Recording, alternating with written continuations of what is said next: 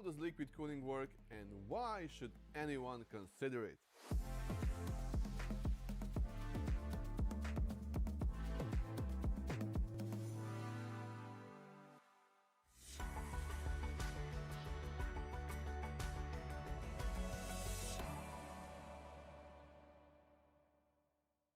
I hope we got your attention. I'm Attila and I'll help you to understand the basics of liquid cooling. Liquid cooling loops are designed to transfer heat away from crucial components of your PC, such as the processor, graphics card, and motherboard. But how exactly does it work? As liquid circulates through the cooling system, it transfers heat away from PC components to the radiator, where it's dissipated. Such a cooling solution is much more efficient than traditional air cooling.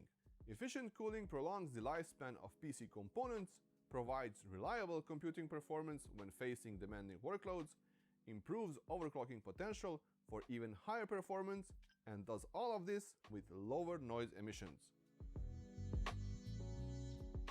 Every liquid cooling loop has 4 key components that work together: a pump, a reservoir, a water block, and a heat exchanger, which is in this case a radiator with a fan. The radiator! I love you, man! Not that fan, this fan. We must not forget the supporting components such as tubing and fittings that interconnect all the key components, and of course the coolant. This is very similar to how a car engine cooling system looks. We have a water pump, a small reservoir where you usually top off your coolant, an engine block where the coolant picks up the heat, and a radiator that dissipates the heat into the environment. Let's talk about these parts individually. The reservoir is the starting point of a liquid cooling loop. It serves as a filling point for the coolant and holds extra liquid, which helps during the filling process. The circulation of the liquid is powered by the pump, the heart of the cooling system, which makes the liquid flow through all the components of the cooling loop. The pump and the reservoir are sometimes combined into a single unit, a so-called combo unit that takes up less space and requires less tubing and fewer fittings. All water blocks have metal parts that are called cold plates, and in PC liquid cooling, copper is usually the material of choice. Cold plates generally use dense microfins, which increase the surface area where the coolant can interact with the water block and pick up as much heat as possible. Water blocks can be placed onto CPUs, GPUs, or any other heat source in your PC, as long as there is a water block for it.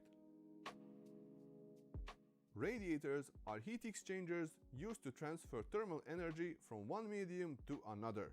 Each radiator consists of small tubes that lead from the inlet to the outlet of the radiator, and this is where the coolant flows. Between the tubes are densely packed fins, which are cooling them, and with that, also the coolant that flows through the radiator. All this works even better if a fan is added to force air through the radiator. This is why both of these components are an essential part of every liquid cooling loop, as they have a high impact on the efficiency of cooling and the noise levels. That's it! The basics of liquid cooling. Simple and effective. A well thought out design that pushes the boundaries of how we can use our computers. But that's not all. You can learn more about the benefits and the use of liquid cooling in our upcoming videos and also on our website under the blogs section.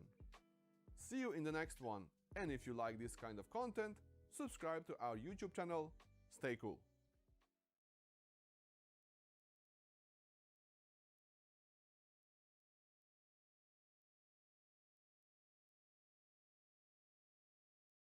ID, OD, 5/8 inch, 16mm, tube wall, STC, HDC.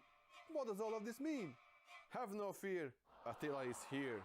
Now it's time to dive a bit deeper and talk about choosing the right parts for your liquid cooling loop.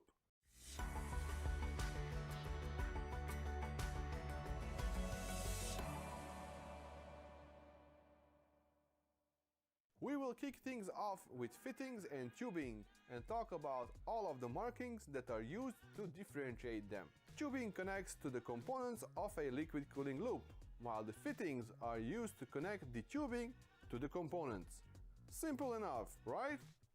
But things might get a bit more complicated when it's time to choose the right fittings and tubing.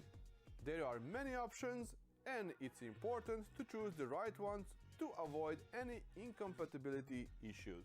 Before we get into the specifics, let's learn how to read fittings and tubing dimensions.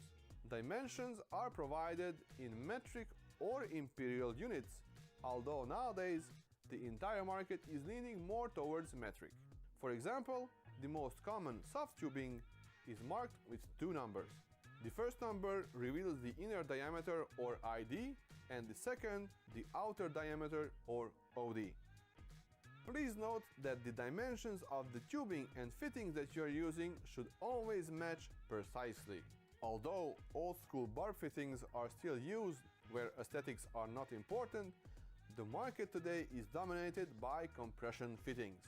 They are split into two main categories: soft tubing compression fittings and hard tubing compression fittings.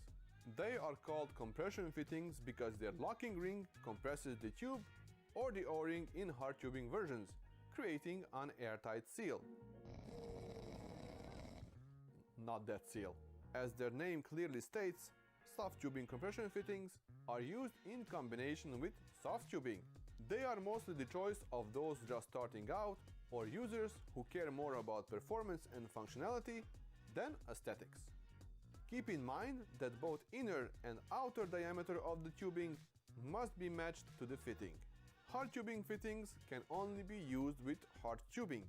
They only use one dimension marking, and this number should match the outer diameter of the tube.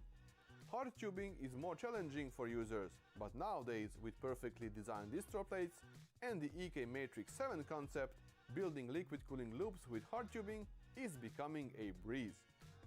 Soft tubing is flexible as it is usually made from neoprene, rubber, silicone or PVC. This makes it easy to cut the length and to work with. On the other hand, literally the other hand, hard tubes are made from non-flexible materials, but some of them can be still bent by using special tools. More experienced custom loop builders usually bend their own tubes, but pre-bent tubes are also available. So, soft or hard tubing? Hard tubing is usually chosen for its exclusive materials such as acrylic, brass, copper or carbon fiber, and it brings clean, well-organized aesthetics. You can also choose between clear and colored tubing, available with both soft and hard tubing.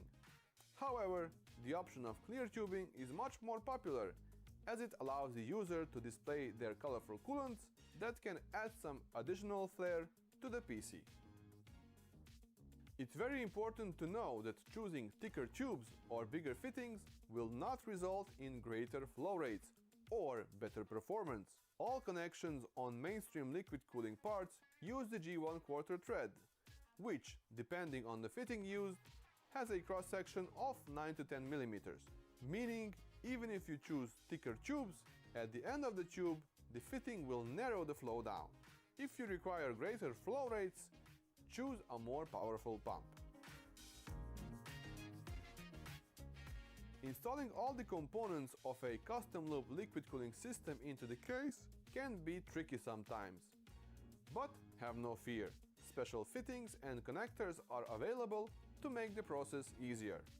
There are angled adapters, rotary extenders, offset fittings, and much more that will help you during the process.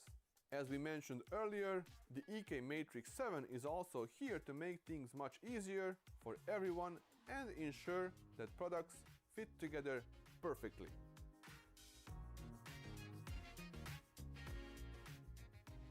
Custom loop building can be an art, hence the slogan of our Quantum line, the art of PC modding. And you can be an artist too, combining all the tubing and fitting options into unique builds, like Ben is doing from Mods by Ben.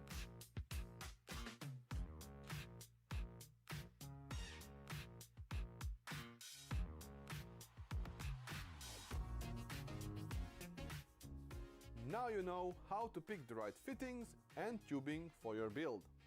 We look forward to seeing your awesome creations. If you like this kind of content, subscribe, and until next time, take care.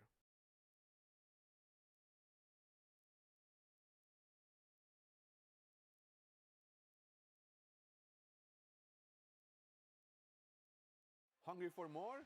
Feast your eyes on liquid cooling galore.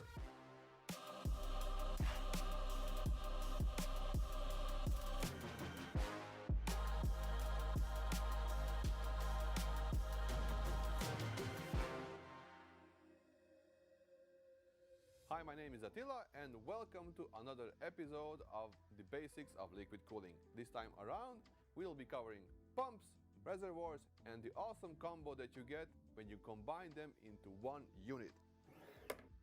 It's a combo.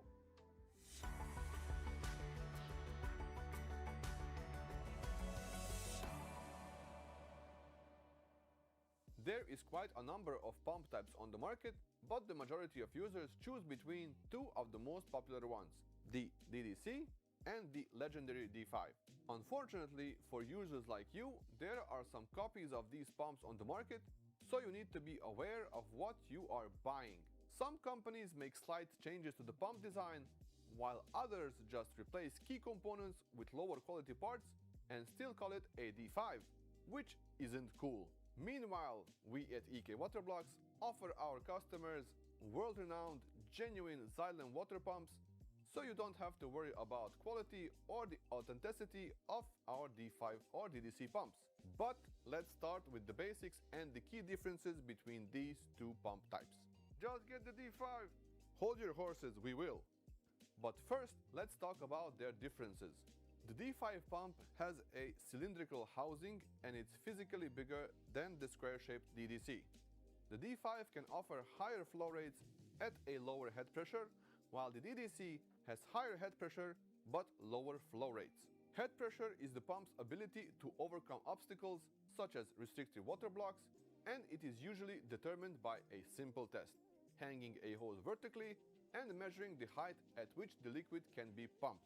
Also, it's important to know that the small DDC pumps can be a bit noisier than the D5 models. The DDC, being more compact, can also run a bit hotter, and that's why additional pump heatsinks are available on the market. These heatsinks are not necessary, but it's something that can reduce wear and prolong the life of the pump. To make a pump actually work, you need a thing called a pump top, which channels the coolant and will allow the installation of fittings. The key design perk of the pump itself is its simplicity. The only moving part is a hemispherical impeller which is seated on a ultra-hard and wear-resistant ball-shaped ceramic bearing. The rotor itself contains a permanent magnet, which is driven by the electromagnetic coils placed inside the housing. It's a simple force interaction between the permanent magnet in the rotor and the electromagnetic stator, which is why these pumps can last for years. But you have to treat them well so that they can last. Both pumps, the D5 and DDC, are water lubricated. Therefore, it's strongly recommended not to run any of these pumps dry, even for a second. If you're building a small form factor PC with limited space, of course, the DDC would be a smarter choice. However, the absolute all-rounder is for sure the D5. Told you so! Yeah. It has high flow rates and it runs cool and silent. In most cases, one D5 can run for 5 years or even longer without breaking a sweat. But let's move on to reservoirs and talk about why they are even important. The only purpose of the reservoir is to feed coolant to the pump, and to look nice, of course.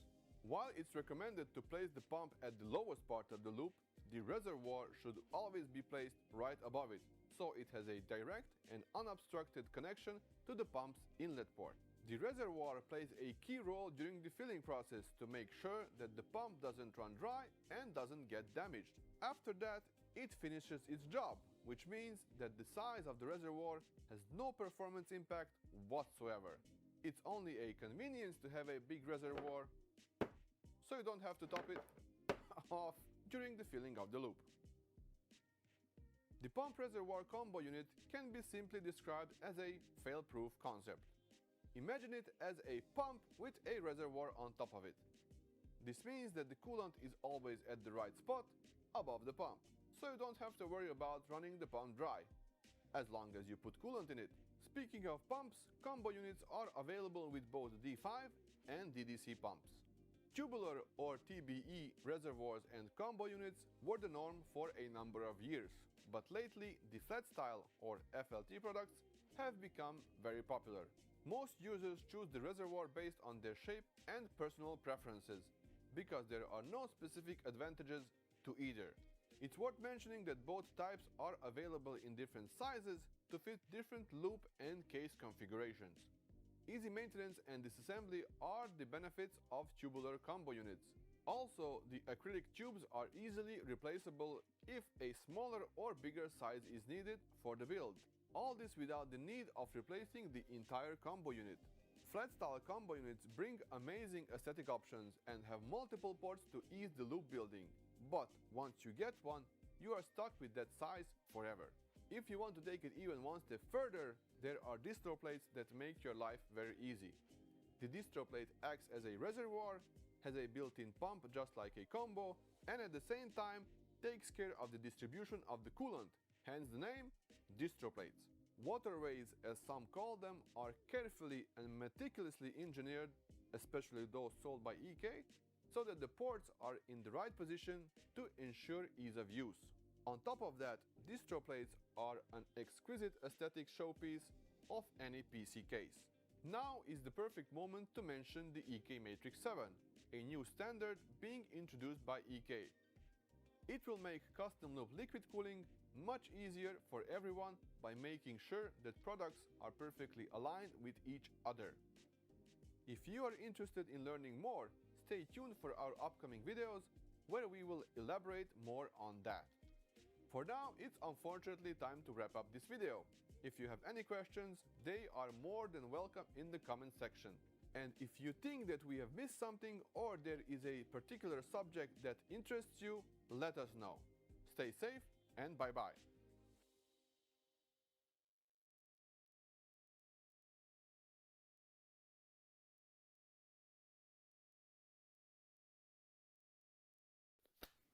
Let's make the ultimate cleaning solution.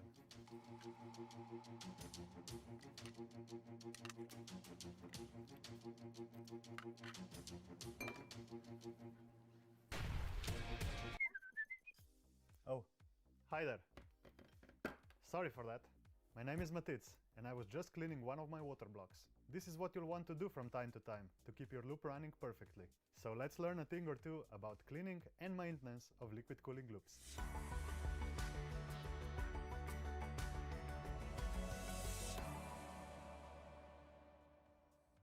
Water blocks may be disassembled for cleaning purposes on an occasional basis. The warranty is not rendered void on disassembly, but the customer loses the EK leak-free guarantee which comes with our factory-tested water blocks. Usually the water block has a small orange and black sticker where the copper cold plate meets the water block top. Once this sticker is torn, EK cannot guarantee anymore that it will be a leak-free product. With that covered, let's see how to clean your blocks efficiently. You don't need any special cleaning tools. An old soft toothbrush is perfect. Of course, you will need tools to disassemble the water blocks like the EK screwdriver set, and the EK torque screwdriver will come in real handy when you reassemble them. The torque screwdriver is especially important since it prevents you from over-tightening screws and damaging your water blocks. For the cleaning agent, it's safe to say that the standard dishwasher detergents, not machine washing ones, are an ideal choice. You don't need anything more aggressive than that. When cleaning bare copper, it is recommended to use slightly acidic cleaning agents, which include the following organic options: white vinegar and lemon juice.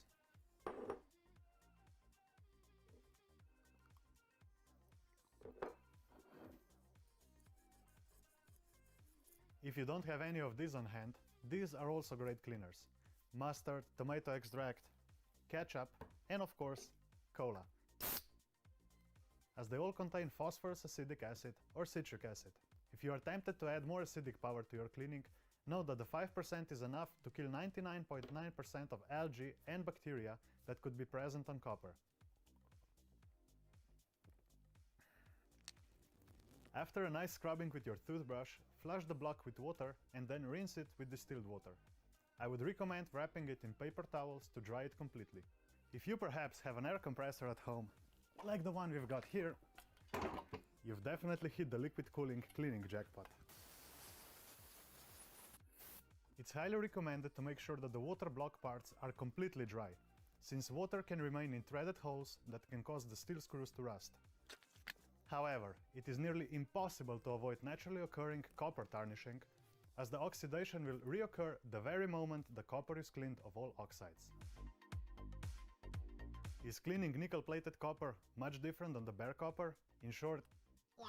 When cleaning nickel-plated copper, you should never use any aggressive chemicals, vinegar or rough materials, as you may damage the plating and thus void the warranty. In addition, you'll end up with a bad-looking product. Please note that due to the presence of dye additives and other chemicals, the nickel layer may become discolored or stained after a while. However, the staining is reversible by simply flushing and rinsing. Flush with warm water. Clean the surface with a damp, non-abrasive cloth. Rinse with clean water. Polish the hardened deposits, like algae or dirt, if necessary. And just a friendly tip, you should also clean underneath the O-rings, just to remove any algae growth. For polishing, use only non-abrasive metal or chrome polish compounds.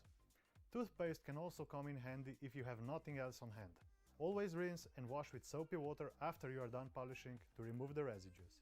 You can rinse with regular tap water, but you can always do the final rinse with distilled water to get rid of any possible water scale residue. Now let's talk about cleaning the plexi and acetal tops of the water blocks. Acrylic will fail prematurely if subjected to even small amounts of alcohol, acetone, or any other aggressive chemicals. Do not use anything but warm soapy water and a toothbrush. Algae or dirt deposits may be rubbed out with a soft cloth in combination with warm soapy water. Just simply rinse with water after cleaning. Acetal, on the other hand, can withstand chemicals such as alcohol or acetone, but we recommend using this very sparingly, as drying chemicals will certainly leave some residue. Usually acetal can be cleaned easily with just a soft cloth and a warm soapy water. Don't forget to rinse with water after cleaning here as well. Now let's finish this video off with a few additional tips on how to maintain your liquid cooling properly. After all, proper maintenance will help you keep your loop in top shape and prevent any unnecessary costs. It is highly recommended to use purpose-made coolants, which contain corrosion inhibitors and act as surfactants. Now that's a fancy term, which means that they also prevent algae growth and dirt deposition on wet surfaces. In addition, refrain from using copper sulfate-based additives in your loop to prevent tarnishing of your water cooling gear's internals. Do you know what's also a good idea? To clean your radiators before use. Due to the nature of manufacturing process, the radiators are usually the source of all dirt particles found in the loop. Clean them with warm water or a water vinegar solution and rinse them with distilled water before use. And remember, use water or soapy water without any aggressive chemicals for any sensitive surfaces, such as those found on distribution plates and reservoirs. Now enough cleaning. Join us next time as we continue our exploration of the liquid cooling world. Thank you for watching. If you liked the video, make sure you subscribe to our YouTube channel. Stay clean.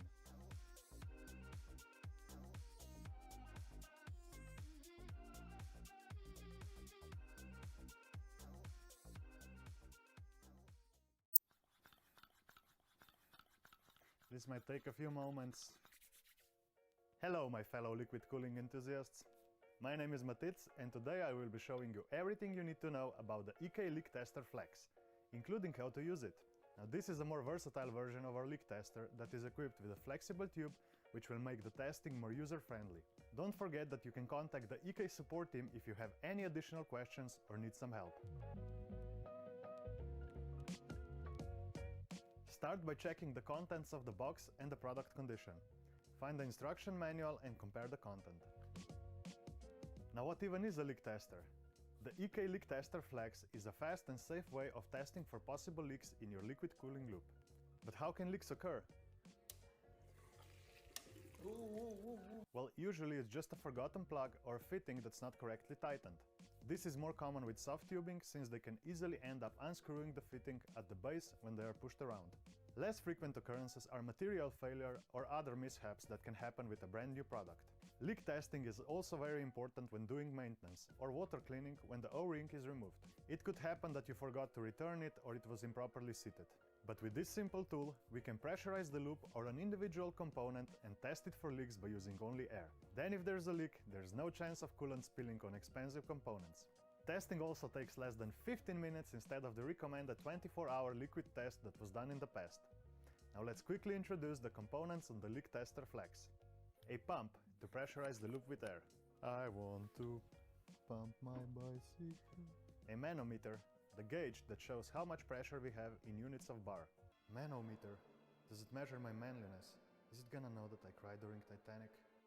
The body of the leak tester has a tube and a fitting at the end to attach it to the loop or a single component. So what's new? Let's get into detail.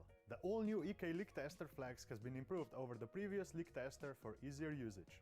Obviously, the flexible tube has been added so you can easily get into tight spaces and connect the leak tester to parts that you couldn't previously reach. At both ends we have the same rotatable connector. One end goes into this custom-made G1/4 adapter that fits all of our products. At the other end we can see the main body of the testing tool where we connect the pump tube. In here we have an integrated one-way valve which eliminated the chunky ball valve. For demonstration purposes we're gonna leak test this Radeon vector block.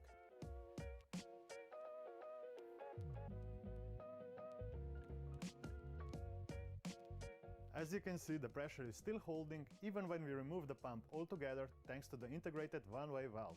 For added safety we also added a protective filter inside the valve so it always stays clean. The stylish and compact pump is on this side and is rotatable if needed. Just unscrew this fitting and then rotate the pump into the desired position and then tighten it. We also have a new print inlay for the pressure gauge. Keep in mind that every notch on the scale is 0.02 bar. When doing a leak test, always check the charging pressure table in the installation manual, so you know at which pressure you need to test. Now let me show you how to correctly use the EK leak tester flex. Step 1.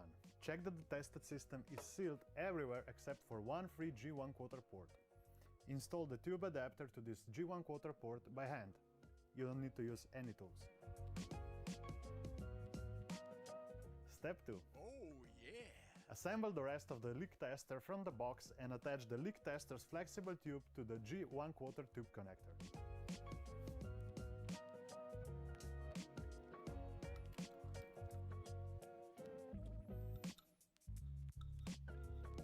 Pump the air via a mini pump to set the pressure using the pressure gauge on the unit. Follow the table in the user manual for the exact charging pressure. This might take a few moments because it's a full loop. When you pressurize the loop with air, wait a few moments for the pressure to stabilize. Read and memorize the pressure on the pressure gauge or write it down if your memory isn't the best, like mine. Then wait for 5 to a max of 15 minutes to check for a drop in the pressure gauge's needle. If there's no pressure drop, your liquid cooling loop is watertight and leak-free. Also keep in mind that air leaks more easily than coolant, so leaving the loop pressurized with air for longer periods will not give an accurate test results. Due to the nature of air and temperature changes in the loop, you might see the gauge needle move even though you have no leaks. When testing systems with a smaller volume, the pressure on the manometer can fluctuate by 0.02 bar, which does not mean that the system is leaking. That just means it can drop for 1 mark on the scale. What if there's a pressure drop? First step. If the leak tester shows that the tested system or component is leaking, first check that all of the fittings in the loop are firmly attached. Verify that the components in the leak tester itself are not loosened. Check that the flexible tube's fittings on both sides are tightened and that the pressure gauge and the G1/4 tube connector with the O-ring and the pump connector are tightly attached. Also check the leak tester itself just to make sure there are no false readings. Second step. In rare cases, debris can accumulate in the plastic check valve, which causes it to lose pressure. You can check this by unscrewing the pump connector with an Allen key and removing the check valve altogether with the filter foam.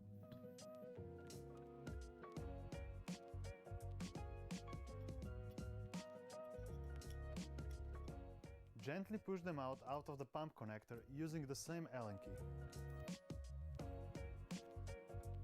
If you notice any debris in the check valve, remove or blow them away and reassemble the leak tester.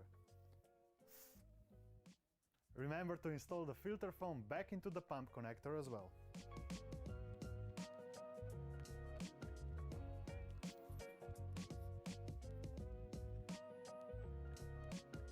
If there's still a leak, we recommend testing each unit separately to identify the faulty unit.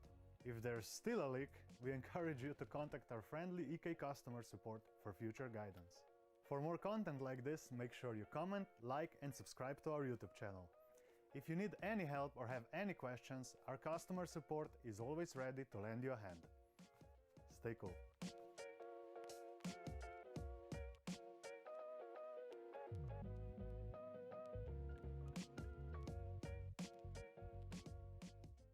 Hi there, Matitz here, and welcome to the 5th video in our Basics of Liquid Cooling series. Today we'll talk about one of the most important components for liquid cooling loop efficiency, the water blocks.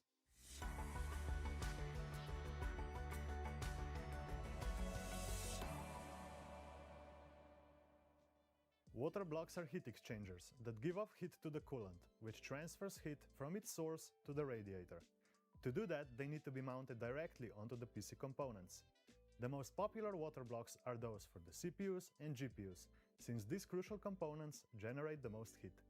Many users also go for water blocks that cool RAMs, SSDs and different areas of motherboards. There are also monoblocks that cool both the CPU and the motherboard. We can split monoblocks into several categories, but the general term monoblock usually refers only to water blocks that cool the CPU and the VRM power delivery section of the motherboard. Full board monoblocks usually extend to the PCH or the chipset of the motherboard, and even more extreme versions of such cooling solutions are called Ultrablocks, like the one implemented on the Asus ROG Glacial motherboards. These cool several crucial components on the motherboard and implement flow meters, temperature sensors, screens, and so on.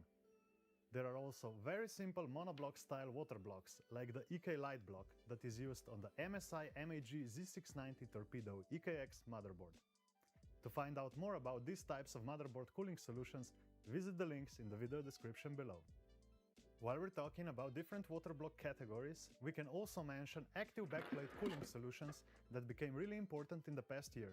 High-performance graphics cards like the NVIDIA RTX 3090 have key components on the backside of the PCB, and currently the most advanced and elegant way to cool it is with the second generation of Vector 2 GPU water blocks that implement active cooling to the backside of the GPU as well. Now the question is, which one to choose? Obviously, the most advanced ones are the best cooling solutions, but there are really no firm rules here. It all depends on each user's individual needs. Let's all just state again that the liquid-cooled components have multiple benefits: improved performance, prolonged lifespan, silent operation, and of course, greater overclocking potential. Now, if going for a full custom loop liquid cooling setup seems too much for you for your first step into liquid cooling, there are other options available, like the AIOs. These are all-in-one, pre-assembled and pre-filled liquid coolers that require no maintenance, except for dusting the fans once in a while, and they're super easy to install. There are also kits that can make your leap into the world of custom loop liquid cooling easier by packing everything you need in one box, so you don't have any questions and issues with incompatibility of components. One of the amazing benefits of liquid cooling is that it offers many customization options. Choosing which components to cool with water blocks is the first step. The second step is to pick the right water block for each of these components. In general, water blocks are made to fit a specific series of CPUs, GPUs, motherboards, or other components. This specific GPU water block, for example, is made to fit multiple reference design NVIDIA GeForce RTX Ampere-based graphics cards, such as the RTX 3080, the 3080 Ti, and the 3090. Users can and should always check which water block is compatible with their PC hardware with the EK Configurator, a vast database of compatibility that is updated on a daily basis. And once you have the right water block for your PC, you can also choose what material or finish you want and what product line suits your wishes the best. Almost all water block bases are made from copper, which has a distinctive reddish-brown color. Most water blocks are then plated with a fine layer of nickel to get a shiny and attractive silver color. So are there any performance differences between the copper and nickel-plated copper water blocks? Nope. but our users choose the nickel-plated blocks for their aesthetics and the additional corrosion protection they provide. Now on to the second part of the water block, the top. And once again, there are no performance differences between the materials. Users choose acetal or plexi tops based on the aesthetics and maintenance. Plexi, as we call it by short, is acrylic glass, and it's translucent and thus allows the visual inspection of the internals. Plus it shows coolant for an additional layer of aesthetics. On the other hand, acetal, also known as the POM, offers higher chemical wear resistance and higher impact strength. If you plan to be rough with your water block, acetal is a better choice. Here at EK we offer various product lines of water blocks to suit every taste.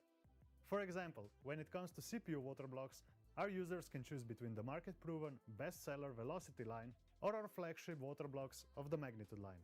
If you're one of those people that likes to live in the moment, then just go with the momentum to keep cool not just the CPU but also the motherboard. There are plenty of choices. We'll stop here for this video, but don't forget to come back for the next one, where we'll discuss how to properly maintain the water blocks to get the most of them. Thank you for watching. If you like this kind of content, make sure you subscribe. Until next time, stay cool.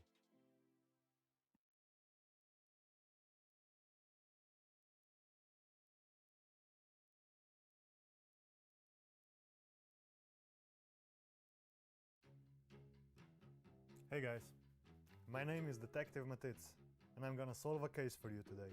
For the untrained eye, everyone can be a suspect in the case of overheating. But fear not, because I'm a professional. With the power of deduction, I'm gonna present you with several possible solutions for this case, PC case.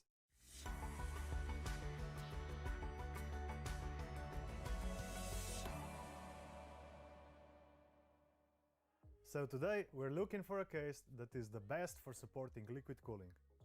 With tons of options on the market, different brands, high-end and low-end models, it's definitely not easy to select the right one. More advanced users are always looking for cases that are modular, have removable dust filters, cable management options, and make overall good use of their size. On top of all that, you also need to have enough room to accommodate for the reservoir, the pump, the tubing, fans, and radiators. For example, with liquid cooling, additional space is needed for the radiators because air-cooled systems only need fan mounts and 25mm of space, since almost all case fans are 25mm thick. The thinnest radiators are 25 to 30mm thick, which means that you'll need at least 50mm of space to fit the radiator along with the fans. Most mainstream cases have only 25 to 30mm of headroom above the motherboard, which only allows fan mounting. And we haven't even got to the 45 or 58mm thick radiators. Keep in mind that the overall size of the case does not have to be bigger to accommodate for liquid cooling. It's the internal layout that needs to be just right. As you've probably heard it multiple times in your life, size doesn't matter. It's the way it's how you use it. With that being said, it's more than possible to have liquid cooling inside smaller cases. Sometimes it's even a necessity because any high-performance air cooler is at least 150 to 160mm tall, and for that you need a fat case. Small PC cases are cramped, which will result in bad ventilation for GPUs. By replacing the stock cooler from a high-end GPU with a water block, you can free up space for an additional card. At the same time, heat is transferred away to the radiator and directly exhausted from the case, which is a win-win situation. Now let's look at an example for a great case for liquid cooling. The Lian Li O11 Dynamic. Whoa, calm down. We all know it's the most popular case for liquid cooling. We have to live with that fact. Please. Thank you. This versatile case can easily be one of the most affordable, liquid cooling friendly showcase enclosures on the market at this moment. The large tempered glass side and front panels reveal all the components, and the top part can accommodate for a 360mm radiator with a thickness of up to 44mm, like the EK Quantum Surface P360M. A radiator of this size can handle most of the available high-end CPUs and a single GPU used in one loop. But the market is evolving. More and more case models are being designed especially with liquid cooling in mind, with the PC-O11 being one of them. In addition to that, we have several distro plates on offer for this case, and for some others as well. While we're on the subject of distro plates, it would be nice to expand upon that a bit. Distro plates serve as a pump-reservoir combo units that take care of the proper coolant distribution at the same time. A single product makes sure that all of the radiator mounting points are all utilized to their full extent, and all of the tube runs are perfect because the connection ports are carefully designed and laid out. This can also be one important turning point while choosing your next case, so check if there's a distro plate available for it. But if you want maximum compatibility and a good user experience while assembling your liquid cooling loop, make sure that you pick Matrix 7 compliant products. There are two paths that you can follow. Oh Sherlock, which one is the best then? Well, a universal answer to that question doesn't exist. It all depends on your needs. No Sherlock. You can go about it from two angles. You can first choose the case and then pick the water cooling parts, or first get the parts and then find the adequate case. Based on your choice, a smaller case would love some slim radiators and a pump plus reservoir combo, while larger cases offer you more freedom. If you're undecided, you can always visit the official EK Facebook group to ask for guidance. You can also contact our customer support or try using CLC and see which case has the most radiator space available. Links are in the description below. If you're just looking for some inspiration, you can also check our Shop the Loop and share your build pages, or our social media channels. All the links are also in the description, so check out some sick builds. Just so that we don't leave you caseless after watching this video, here are some of the cases that we suggest for liquid cooling. Lian Li 011D, the standard version, the Mini, and the XL. Fractal Design Define 7, Define 7 XL, Define R6, Define S2, Vector RS, Meshify S2. Fantex Evolve X and P600S. Be Quiet Silent Base 601. Cooler Master, Master Case H500M, C700M, or the new HAF 700 EVO. Thermaltake Core P3, P5 and P6. Antec Torque or Striker. Invin 303 and 909 EK Silver Special Edition. Corsair 4000D and 1000D and many others. Time to draw a conclusion. Like I said in the beginning of the video, I will present you with some options, but you need to be the judge, jury and executioner yourself. I'm a simple detective. Watch the reviews, read user experiences on forums, and that is it. Find as many reviews as possible on the case that you're interested in, and focus on those where they actually put components in the case. Or you can always just reach out to the EK community for some help. When you finally decide to spend your hard-earned money on liquid cooling and you're not sure about the compatibility with your case, you can always use Custom Loop Configurator or CLC made just to ease your choice when you plan everything. And with that, the case is closed. That's it for today. If you like the content, make sure to like, share and subscribe to our channel. Stay cool.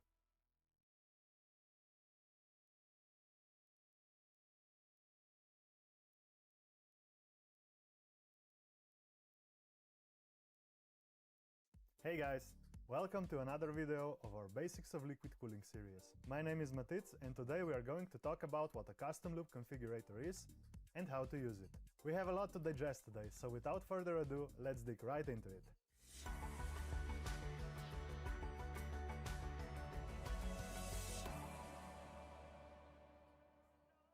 First things first, where to find our custom loop configurator, or CLC in short.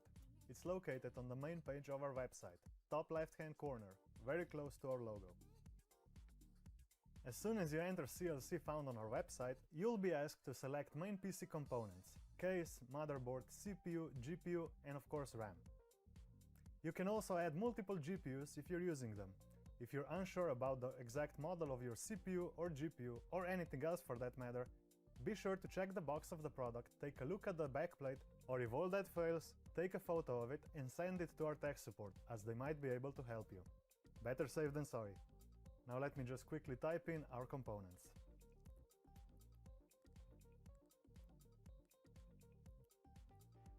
And done. And once you do that, the next step is to choose which components you'd like to cool. Let's select the CPU and the GPU. Next up is to select the main purpose for liquid cooling, either a silent operation, overclocking, or both. Do not let this confuse you. Whatever you choose, you'll still get all the benefits that come with liquid cooling. This will only select the part that you want to prioritize. Also, you'll be asked to select the desired type of RGB in your system, if any. Although, why wouldn't you? Once you scroll all the way down, you will see a rough estimate of heat load and the temperatures that you can expect in a custom loop and a recommendation for radiator position. The power figure that you see here on the screen is not the actual power consumption of the components, but the expected heat generated by the hardware expressed in watts. On the next page, you need to select the tubing that you wish to use in your loop. Soft tubing, which is more flexible, or rigid hard tubes. As you probably know, soft tubes are easier to handle, since they do not require any additional special tools aside from cutting them to length. Hard tubes, on the other hand, can offer much more options to create bends and angles that you can't do with soft tubes. We're gonna pick hard tubing because I like tubes like I like my games. Hard. I'm telling everyone I've finished Elden Ring multiple times, but in reality, I can't even kill the grafted scion. Now we're getting to the fun part, personalizing your custom loop. On this page, you are prompted to select the material type of your CPU and GPU blocks, size of tubes, style and color of fittings, and color of your coolant.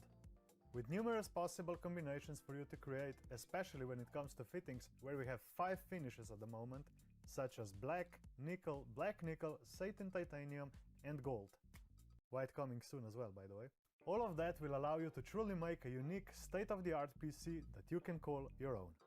In the lower part of your screen, you get to choose your GPU block and the backplate. Backplate choice breaks down into 2. You can select a regular backplate or an active backplate. Active backplate is basically a double-sided water block for your GPU. Instead of cooling only one side, it will also cool the other. And the neat part is that it still requires only one inlet and one outlet, so there is no need for additional tubing. Besides its aesthetics, some of the newer GPUs, like the RTX 3080 and the RTX 3090, really need that active backplate in order to be cooled efficiently, since for example the VRAM on the 3090 is located on the backside, while the 3080 gets cooling for the PCB located around the front-mounted VRAM. This way the coolant is channeled all over the critical areas of the GPUs. For our GPU we're gonna pick the ABP set, which already includes the active backplate. As you can see, the configurator clearly states the currently selected GPU block includes a backplate. If this looks overwhelming to you, fear not. If you select an incompatible part or something that can't fit your case, you'll get an error message explaining to you what the issue is.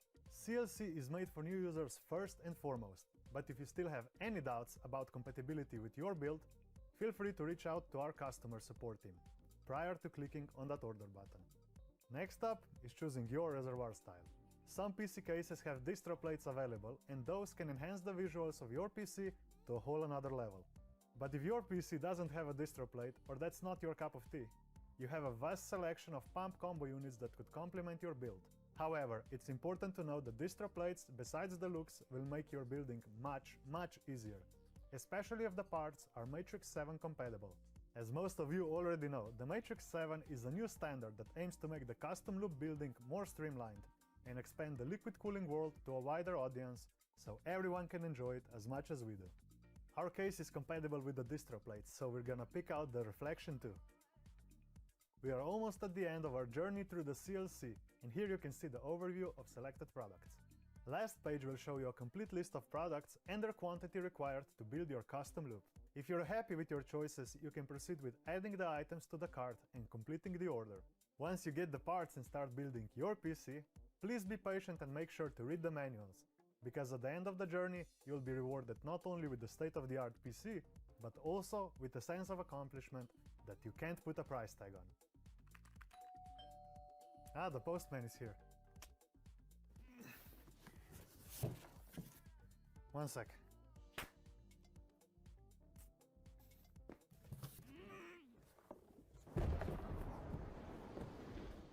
Now let's build the state-of-the-art PC. 346 minutes later. All the parts that we picked in the CLC are now in this beautiful case. Now all that's left to do is to turn on the PC. And this brings us to the end of this episode. Thanks for watching. Make sure to subscribe for more content like this. Remember, stay cool.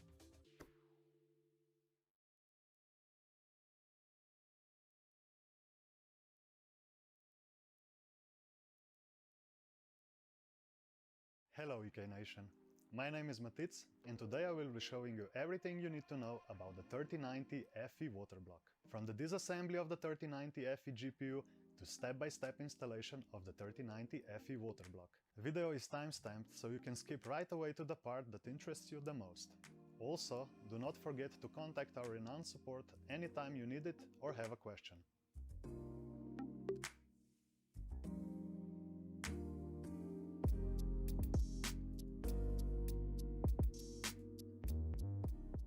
Start by checking box content and inspect the product condition.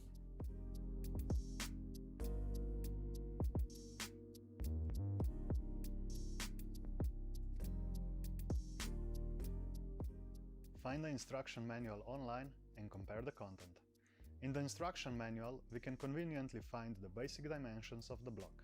There is also a breakdown picture of the block and its components and basic technical specifications.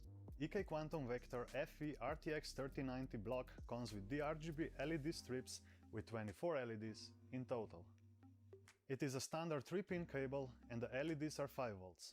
Make sure to plug it into the appropriate header with the appropriate voltage. LED strip is smartly routed so it lights up the terminal and the internals of the block. In the next step, we will need to disassemble the stock 3090 FE cooler. For that we will need the following tools.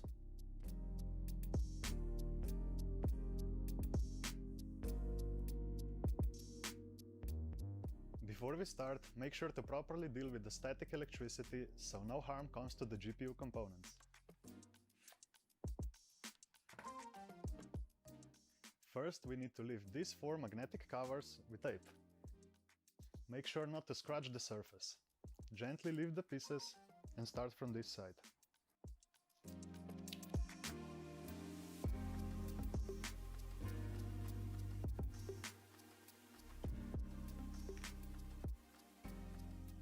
Next, we need to lift this centerpiece with something sharp.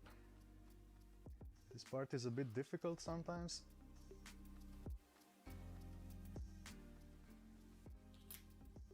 Unscrew these 8 bolts. For these 4 we will need a Phillips bit, and for the rest we will need the T5 bit.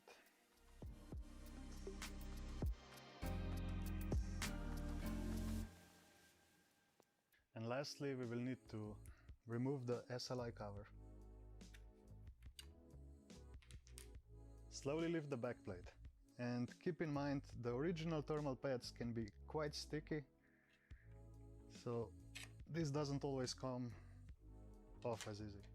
We recommend putting original thermal pads back on the backplate for safe storage. Also make sure that these 2 rubber pieces that hold the static piece in place are still there. Next we need to remove the I/O shield. Start by unscrewing this top screw and then proceed to unscrew the rest 6 over here.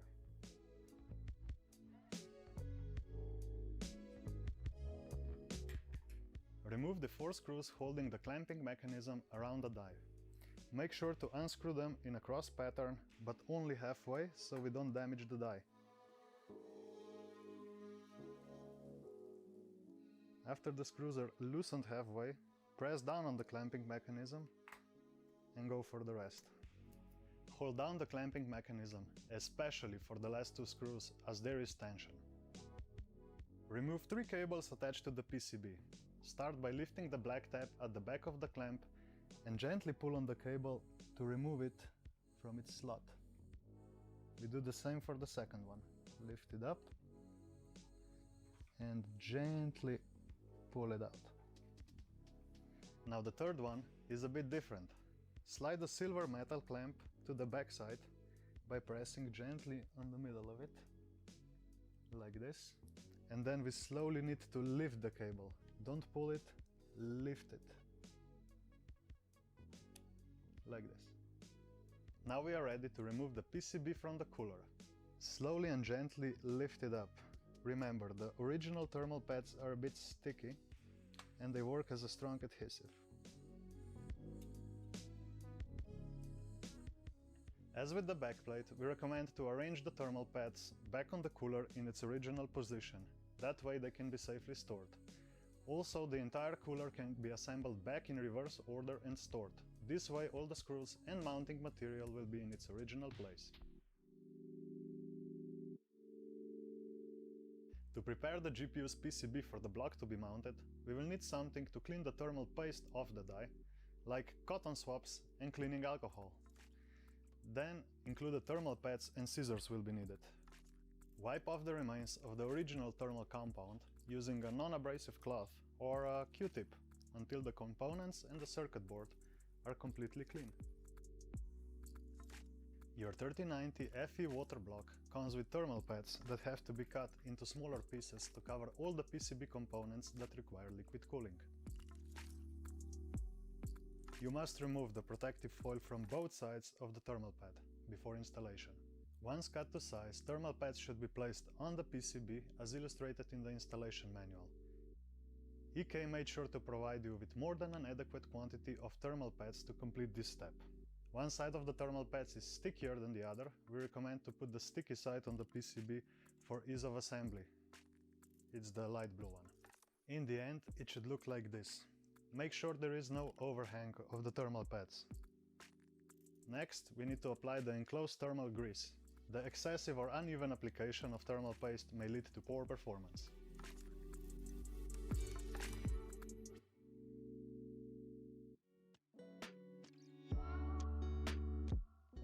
We will show you how to mount the block to the already prepared GPU PCB. For that we will need a Phillips head screwdriver, 2mm Allen key and the bag with universal mounting mechanism. Please note you may not need every screw in this package. Let's start with the block disassembly, as it arrives in the package loosely assembled. Carefully unscrew the 3 pre-installed backplate cover screws using the enclosed 2mm Allen key and take off the backplate cover. Save the screws and cover for later.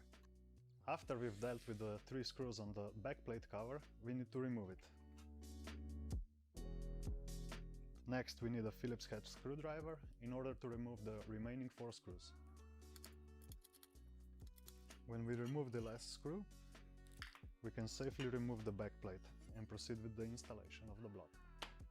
Now remember, save the screws and the backplate cover for later, as we will need it for installation of the block. Next order of business, we need to remove the I/O bracket. Again, we need the Phillips head screwdriver in order to remove the 3 screws.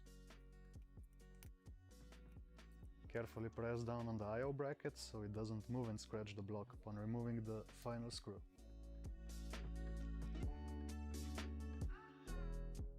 As the block is really heavy, and to avoid potential damage, we will place the PCB onto the block instead of the other way around. First, carefully turn the PCB with pre-installed thermal pads upside down to check if they stay in place. As one side of the thermal pads is sticky and if placed with that side on the PCB components, they should stay there for this step. Position the water block on the table and lay the PCB on it. Easiest is to start with this side, where you align the corners to these 2 notches and lay it down. And just like this, the PCB should slide right in. During this process, make sure you have aligned mounting holes of the PCB with holes of the water block. For this next step, we will need the 4 smaller screws and the 4 PVC washers placed on the PCB, like you can see in the video. Next, we will need to screw in set screws in a cross pattern. Remember, don't screw them in all the way at first, go step by step. Now once the screws are halfway in, tighten them in a cross pattern. This ensures a proper contact between the GPU die and the block.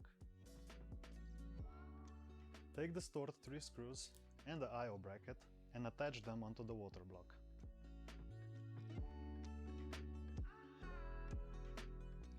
Screw will also be needed to fix the I/O bracket on top.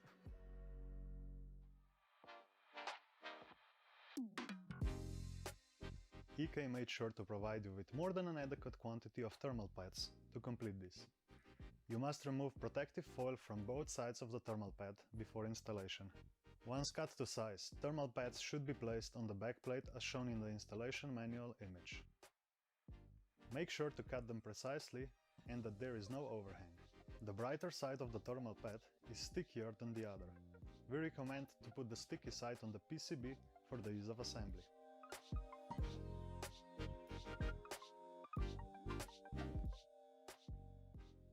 In the end, the card should look like this. Apply 3 small pea-sized dots of enclosed thermal grease on the water block as shown in the image. This ensures that the backplate will have a perfect contact with the water block and as such give better cooling to back components. Place the backplate on the PCB and make sure all the holes are aligned.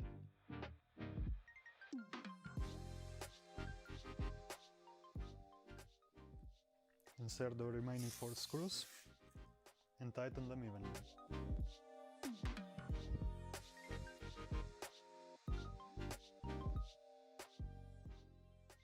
After securing the backplate, place the backplate cover onto the card and make sure all the holes are aligned.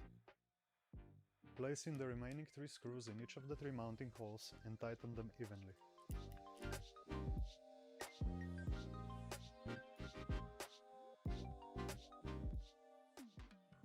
Assembly is now complete and the GPU can be put into the loop. Also, do not forget to contact our renowned support anytime you need it or have a question.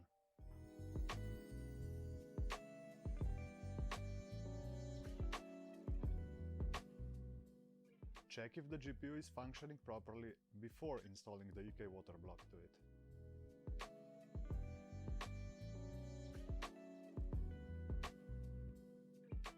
Depending on your desired loop configuration, you might want to swap the terminal from straight through to pass-through. Swapping the terminal is easy. Unscrew the 3 screws with the enclosed 2.5mm Allen key. Remove the stock terminal and save the screws and terminal O-rings for later. Before attaching the new terminal, make sure the terminal O-rings are placed inside the holes on the cold plate. Carefully place the terminal on the cold plate and secure it with previously saved screws. Do not use excessive force when tightening the screws.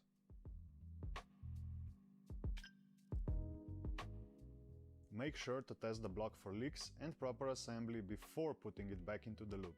For that, we recommend using our EK leak tester.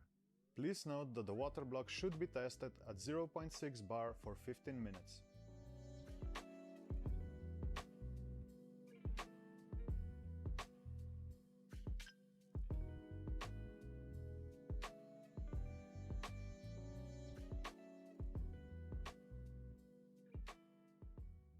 When you get your EK-Waterblock, please check if everything is included in the box.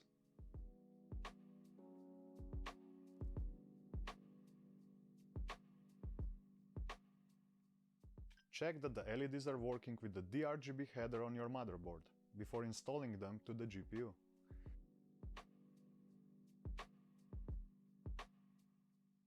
Press the thermal pads onto the components with your fingers to attach them properly.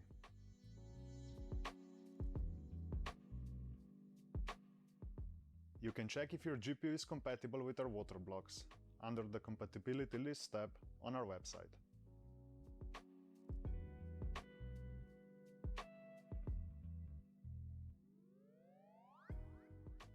Keep the stock cooler in case a RMA is needed.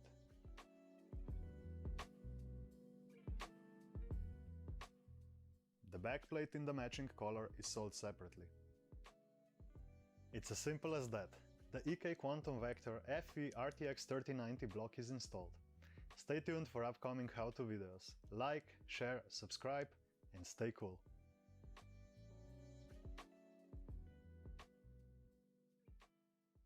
Damn, this active backplate looks nice. Can we show this? No, no, no!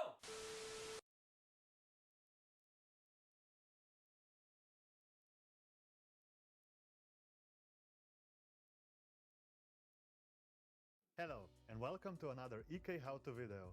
My name is Matitz, and I will be showing you how to use the AIO LGA1700 upgrade kit with our EK-AIOs so you can use them on the newest LGA1700 motherboards. The upgrade kit is suitable for all the 12th generation Alder Lake processors, making the EK-AIO compatible with the LGA1700 socket. We will also include all the helpful tips and tricks to help you out. Video is timestamped so you can skip right away to the part that interests you the most. Also, do not forget to contact our renowned customer support anytime you need it or have a question.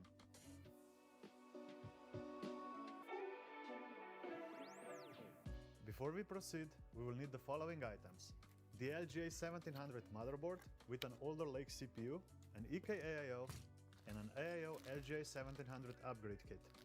The kit is available in our web shop through the link below. We'll also need some tools to clean up the thermal grease. We'll need paper towels, some cleaning alcohol, and of course, Q-tips. Before we start, please check the bag content. Before we start, please check the bag content of the AIO LGA1700 upgrade kit. Here we can see what's enclosed in the kit.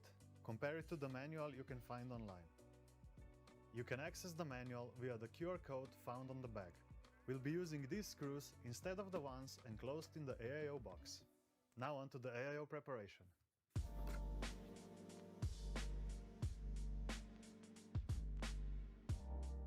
We'll need something to clean the pre-applied thermal paste off the AIO's cold plate, as the Alder Lake CPU's IHS is a bit larger than the pre-applied thermal grease patch. You can remove the thermal grease using a paper cloth.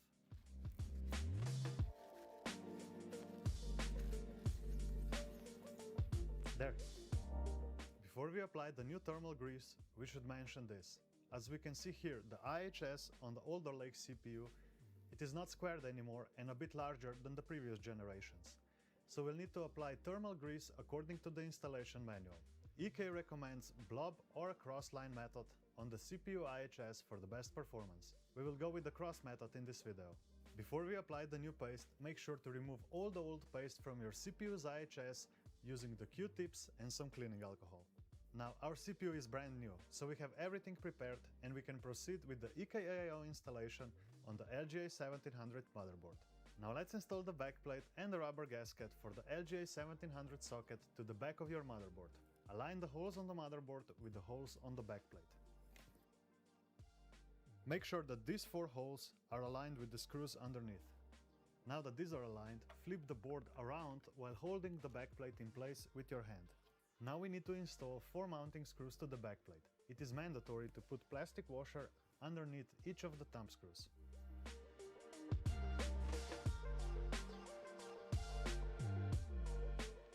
Now that we've completed the first 2 steps, it's time to apply the thermal compound. As mentioned before, we're gonna be applying it in a cross pattern as seen here. Before we finally install the AIO onto the motherboard, we also need to install the mounting bracket for the Intel CPUs. It can be found inside the AIO box. Let's continue the installation. Make sure you use the new mounting nut kit and the springs from the upgrade kit. Now let's attach the AIO to the motherboard. Let's put on all 4 springs. You can tighten the thumb nuts using the Phillips head screwdriver. Tighten them in a cross pattern to apply even pressure across the whole IHS. And we are done. Easy peasy, lemon squeezy. For more content like this, make sure you comment, like and subscribe to our YouTube channel. And if you need any help or have questions, reach out to our customer support. They're the best in the industry for a reason. Stay cool.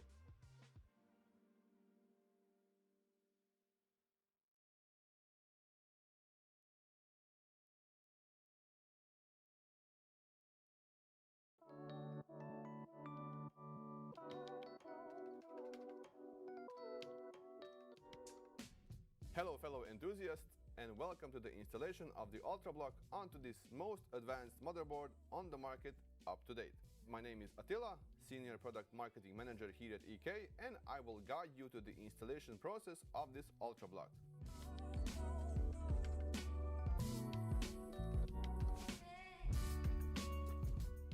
First off, you have to read the manual. There are 2 manuals in this box.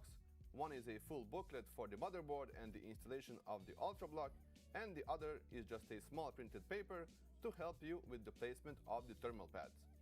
EK always recommends the use of high quality tools, which you can also find in our web shop.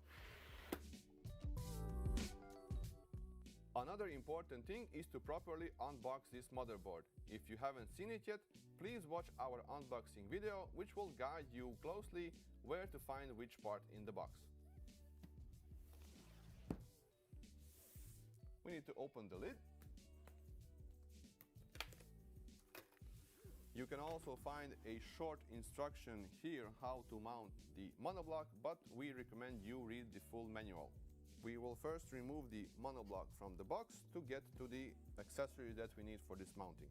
We will find the user manual in this little box, and then right underneath it is the screw compartment.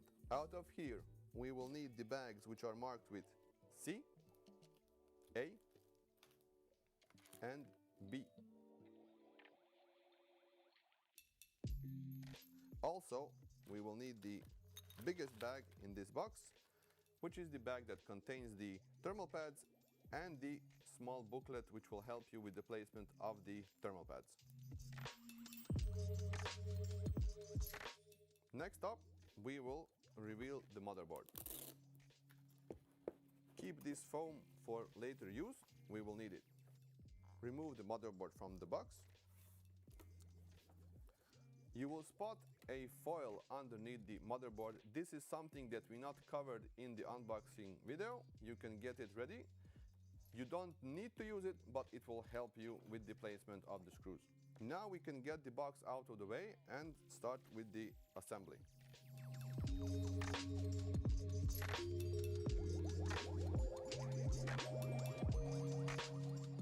We will do this by the book so that there are no mistakes, and we will read the manual on screen so that we don't skip any steps. Scroll to chapter 2, where you have the basic things about the unboxing, which we have already done. Next step will be placing washers onto the motherboard. You can keep the motherboard inside this foam tray so that it's protected during the installation. We will open the bag marked with A first, where we will find the self-adhesive washers. If you are working with gloves like I am, you will need a sharp object which will help you peel the self-adhesive pads. I'm going to be using a flathead screwdriver. We will be applying the washers onto 6 points on the motherboard. You can find a nice illustration in the user manual where you need to place it. Here goes one. A couple of tweezers would also be nice. You can help with the screwdriver to guide the washer until you press it down onto the motherboard. Don't be afraid if you see washers left. EK usually packs extra stuff so that if you even lose a few screws or washers, you have extra. If you will notice, we have 5 of these M4 screws and we will only use 4 of them. Next up, we'll need a CPU. Please make sure that you have the latest 12th gen Intel CPU, because that's the only CPU that will work with this motherboard. Next up, we will be opening the CPU socket, and please be aware that this is a brand new CPU socket and it doesn't open like the previous generation. When you open the lever, the CPU socket doesn't open on itself. You have to open it to the other side. Even if you're buying new hardware, always inspect the CPU socket. There is a minimum chance that anything's damaged in there, but you have to make sure before you do all the hard work, install the monoblock, liquid cooling, and then to find out that something's wrong. The CPU socket looks fine, and we will continue with the installation of the processor. Follow the notches on the CPU and the socket to properly align, like so. You don't need to remove the protective cover because it will pop off on its own once you close the hatch.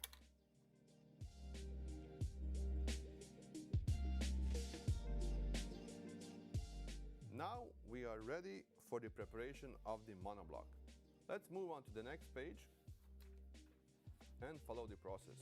We will need this foam cover and we will need the monoblock.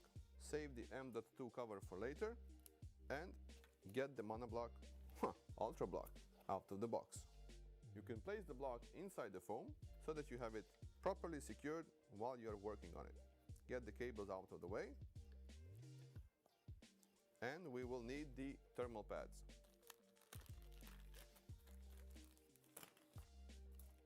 Even though you have the placement of the pads inside the manual, we will stick to this because it's visually marked in colors so that you can make no mistakes and numbers.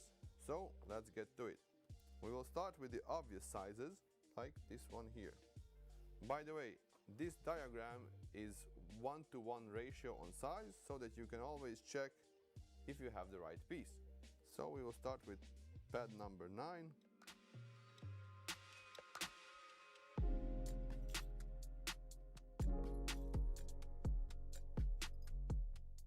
We will leave number 11 and 10 for the other side of the lock because this is for the SSDs. As you can see, it's very easy to install pads if you have a manual like this. You also have some grooves on the Ultrablock itself which will help you place the pads on the correct position. Make sure that you never put the thermal pad over the standoffs because then you will have issues with the block touching the CPU and crucial components. Okay, let's inspect if we have all the pads on it because we don't want to apply the board and then find out that we have left pieces. Everything's cool, so we can move on to the next step. The next step would be removing the protective foil from the other side of the thermal pad. This is where I use a sharp tool because I'm wearing gloves.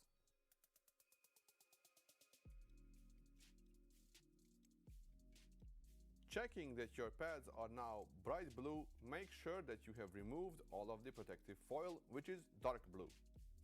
Time to make some more room on the table so that we can work, and we will move on to the next step.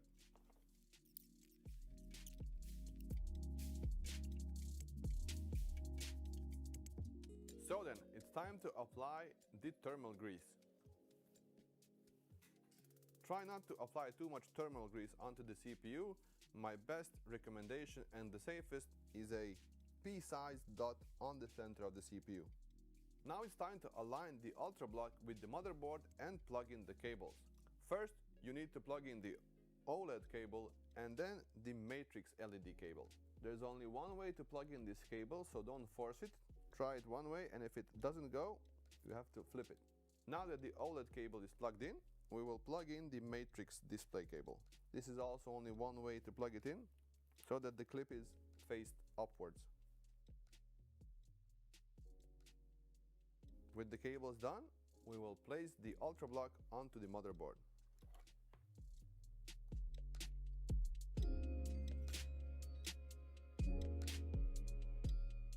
The foam that we were saving from the start now goes over the entire assembly. Align the notches on the top foam with the bottom foam.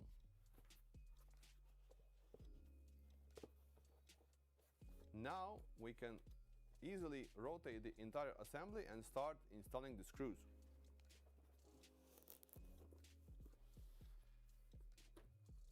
The foil that we mentioned at the beginning of the video will now help you with the placement of the screws. You can skip this part, but we recommend you use it because it just helps. On the foil, we have three types of markings. One is a thick line, one is a thinner line, and a dashed line. If we follow the manual, we will know which screws go into which holes. For the thick lines, we will use the M4 screws with the thick white washers.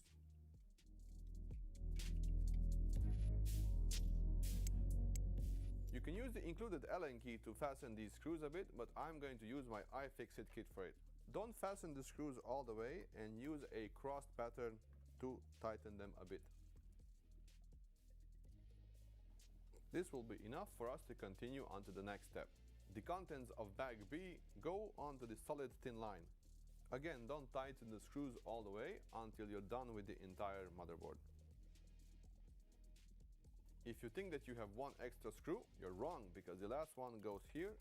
Don't forget it.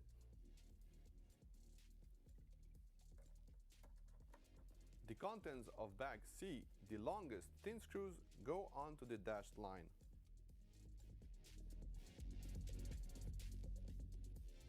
If you have issues with any of the screws, you need to make sure that the holes are aligned. We were quite successful here because all of the screws went in from the first go. Now that all of the screws are in, we can tighten them all the way.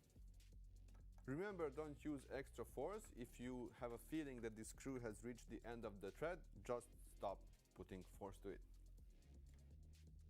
I think that we are done with all of the regular screws, and we're going to go back to the Allen key. I like using an Allen key for this because I have a better feeling of the force that's being applied to the screws. When you have a feeling that the Allen key itself is bending, that means that you are at the right torque for these screws. For this system to work, you have to hold and push the far end of the Allen key.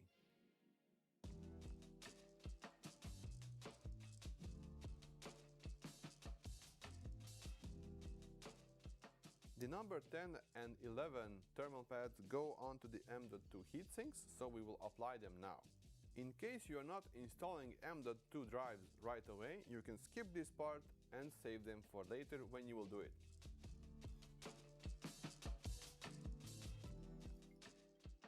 The two final cables that we have to attach is the cable for all of the sensors inside this Ultrablock. This is for the integrated flow meter, temperature sensor and the leak sensors as well. Like I said, there's only one way to plug in this cable. If it doesn't want to budge, that means that you have to flip it, don't force anything. When the plug is all the way in, you can tuck away the cable to these capacitors here. And the final plug is for the integrated RGB in all of the Ultrablock.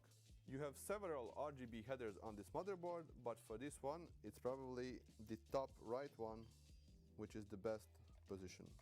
You can also do this step later, or if you are using an external RGB controller, you can just plug it onto that.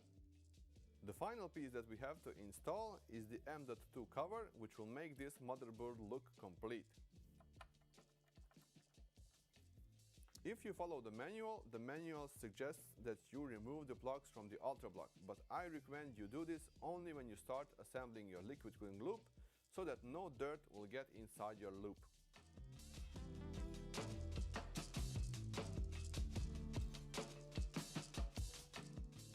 This would conclude the installation of the EK Ultrablock onto the ROG Maximus Z690 Extreme Glacial motherboard. Now we will peel off all of these protective foils, but I recommend that you do that at the end of your build so that you don't damage and scratch any of these beautiful shiny surfaces. If you like this kind of content, please like and follow the channel. Take care and bye-bye.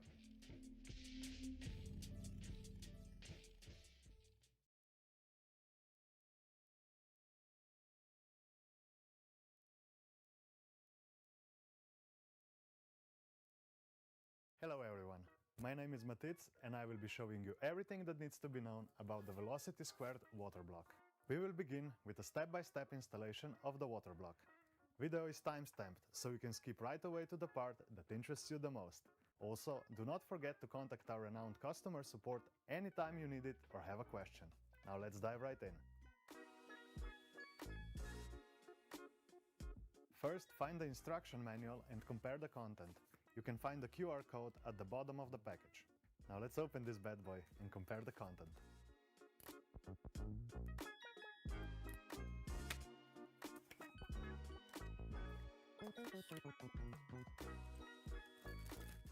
Before you install the block to the motherboard, make sure you've got all the needed tools for the installation.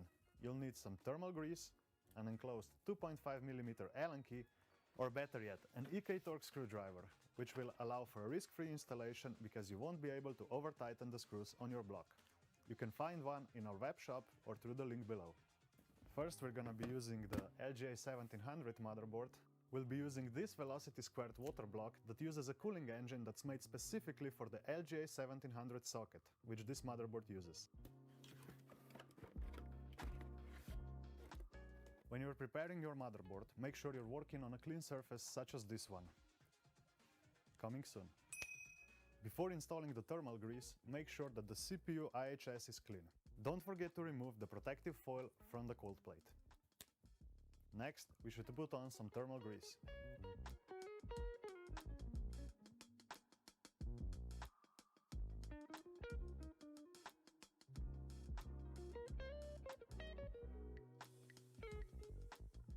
Before placing the water block onto the motherboard, make sure that the whole IHS is covered with thermal grease. Just a friendly tip, always think ahead where you want to route the d-rgb cable, so you don't need to remount the block. Now let's align these holes. We're routing this over here. Press the water block against the motherboard and turn it around. Keep holding the water block in place. Alternatively, you can place it on an elevated surface, but in that case you'll need to push down on the motherboard itself. You may do so like this. Next, press down the back plate. First make sure all the holes are aligned, and then start screwing in the screws in a cross pattern.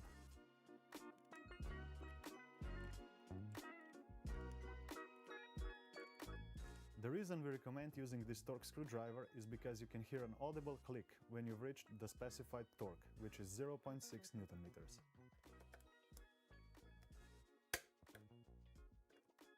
Just like that. Make sure to orient the backplate as illustrated in the installation manual. Incorrect installation of the backplate may result in damage to the motherboard.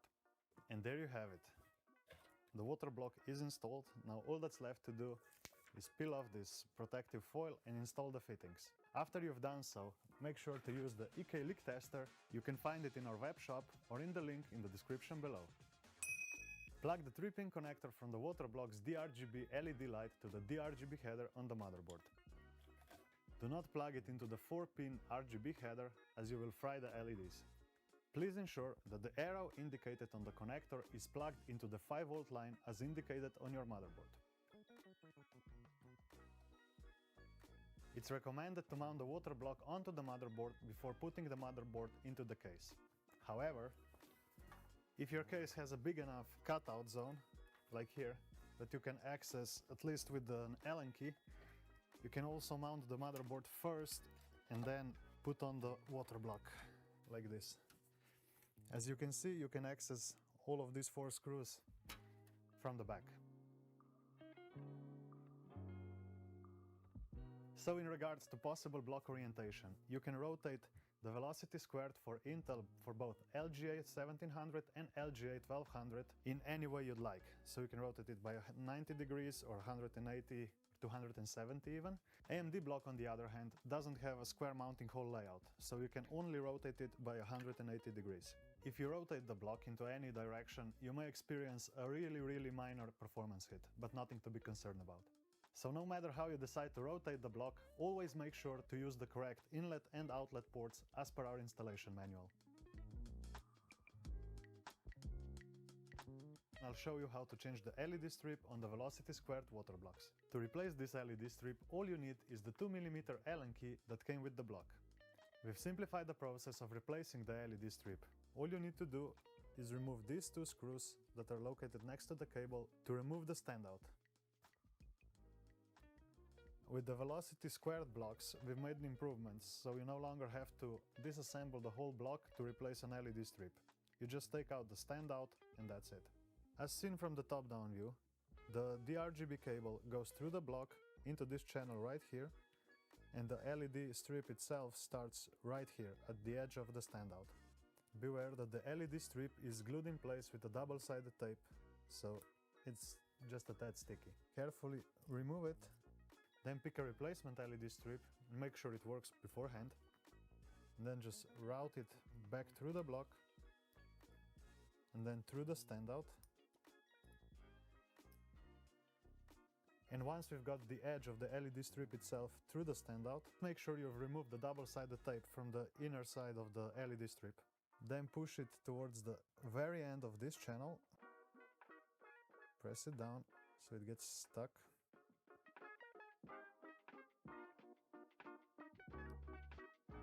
Once the LED strip is in place, route the cable through the channel.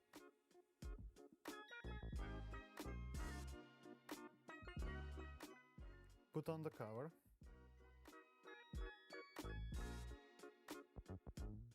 Hold it in place together with the standout. Press it down and into the block. Now turn it around and tighten the 2 screws.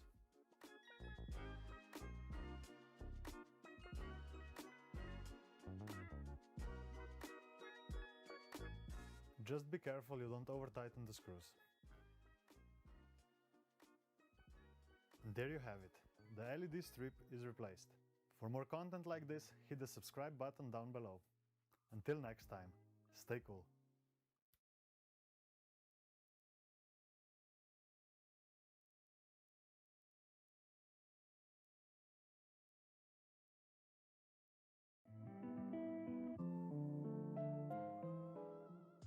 Before you start changing the LED strip, make sure that the new replacement LED strip works as it should. A Phillips head screwdriver is all that is needed for this LED strip change. Step 1. Place the active backplate on something that won't scratch the block. Remove the screws holding the stick out at the front of the block where the LED strip is located. Step 2. Rotate the block and remove the stick out. Pull the LED strip from the stick out's groove. Note that it is held in place with double-sided tape. Step 3. Remove the protective foil on the sticky part of the new LED strip and place it inside the groove. Make sure to press it down firmly.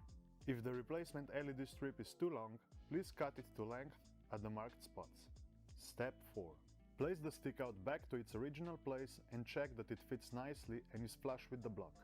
If not, please reinstall the LED strip and make sure that it's seated properly. Step 5. Rotate the block and put the screws you removed in Step 1 back in. Before mounting the active backplate back to the GPU block, check again if the LEDs are working as intended. And with that, you have successfully replaced the LED strip on your active backplate. Hit the subscribe button to get notified when we post fresh new content. Until next time, stay cool.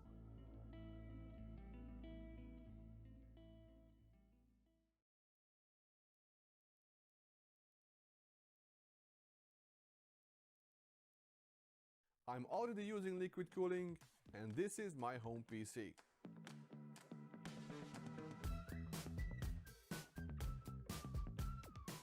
But let's talk about why should you use it too. Hi everyone, I'm Attila, and this time around we are continuing our journey into the world of liquid cooling. Our destination is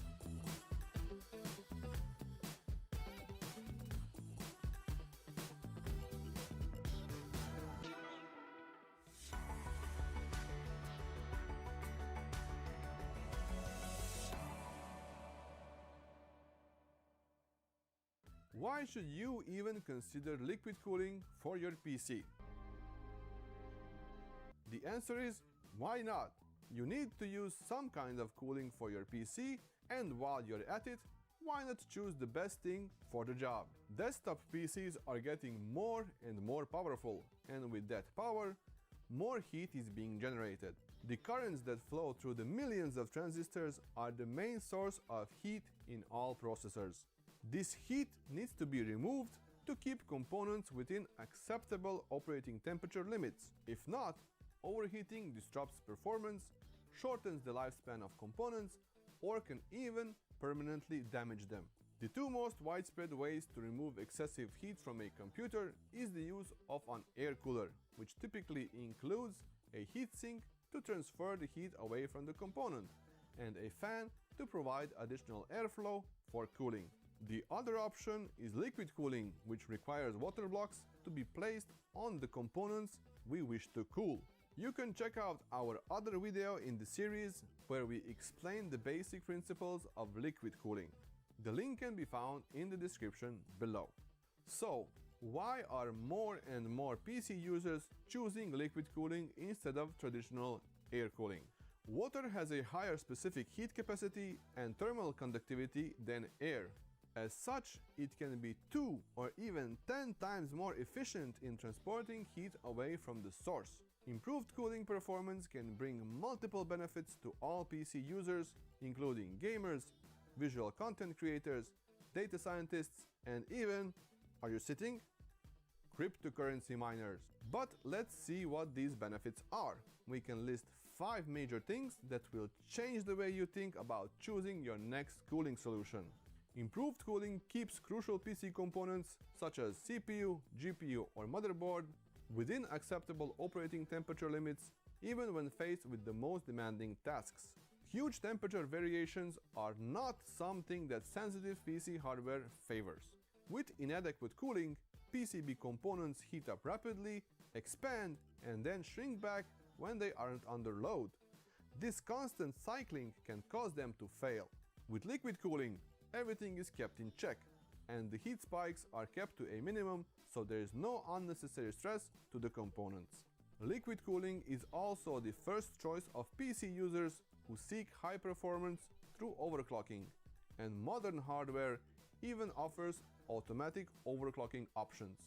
Even if you think that manual overclocking is too complicated for you, GPUs and CPUs nowadays offer an option to boost performance automatically if there is enough thermal headroom.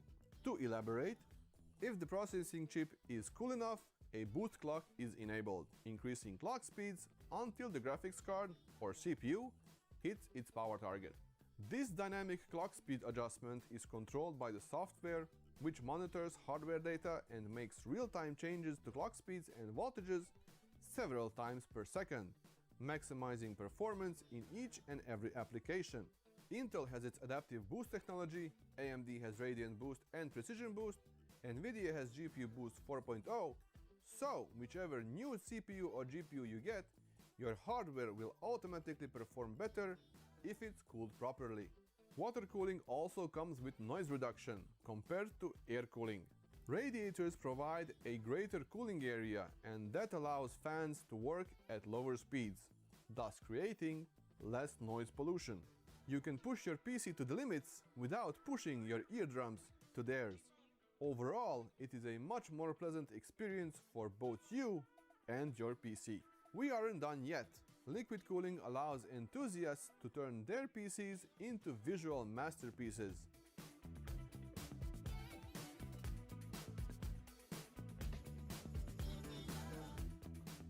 Anyone who is pursuing aesthetics gets almost unlimited possibilities for modding and creating something that will go viral on the internet.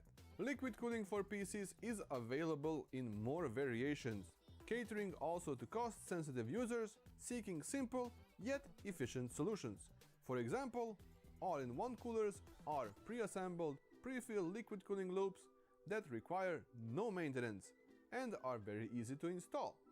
Beginners sometimes have concerns about using liquid cooling in computers, but there are ways to eliminate any risks. Leak testers allow you to check if your loop is leaking without even putting any liquid into your loop. In any case, following the instructions and taking your time will prevent any mishaps. With an AIO, leak testing is not even needed. EK has been manufacturing PC liquid cooling components for over 15 years now, and we have the best customer support in the industry, so really, there's nothing to be afraid of. So, now you know why to consider liquid cooling for your PC. Until the next video, stay cool, and if you like this kind of content, subscribe to our channel. Bye bye.